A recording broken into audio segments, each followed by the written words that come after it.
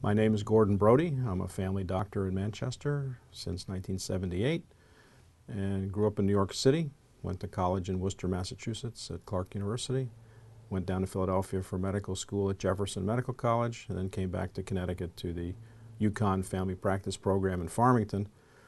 After that, came here to work in this practice, and that's my only job. Well, when I went through medical school, I really liked all of the disciplines I studied, but none of them really struck me as the one I wanted to concentrate on.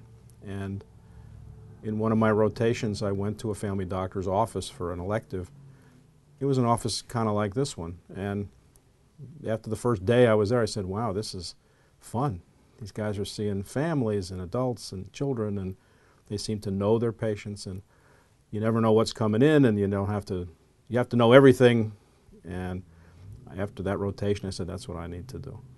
Well, medicine's changed a lot in the last 35 years, and the high technology that we have and the pressures on medicine from governments and insurances and many other things have made medicine kind of a difficult road to negotiate.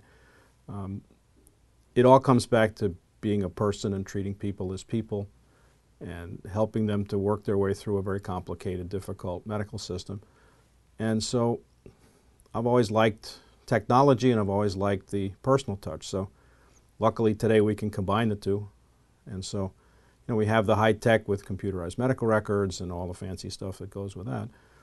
And we try to keep the personal touch with the caring for patients. When they need something, you try to be there for them. And if the system isn't helping them out, we kind of help them navigate by making the appropriate phone calls and using the system as we know how to use it, since we're in it, to help them out.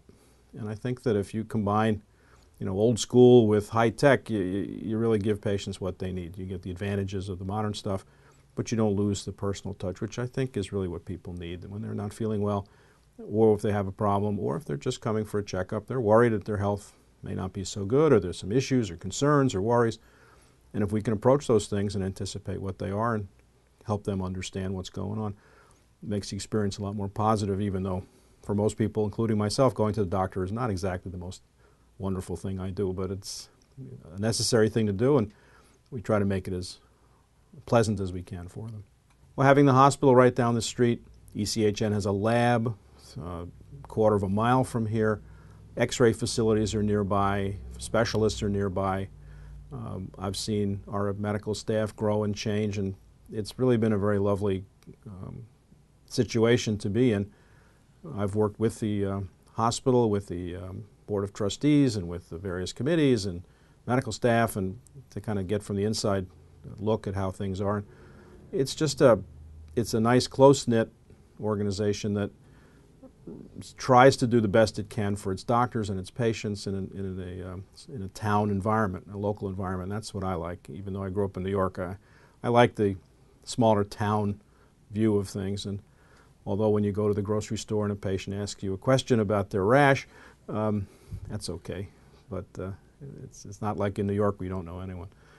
But ECHN has tried to grow itself and work with the patients and the docs in a challenging environment. I mean, the hospitals have a very difficult time of it, just like doctors do. And it's a collaboration for me has been very positive.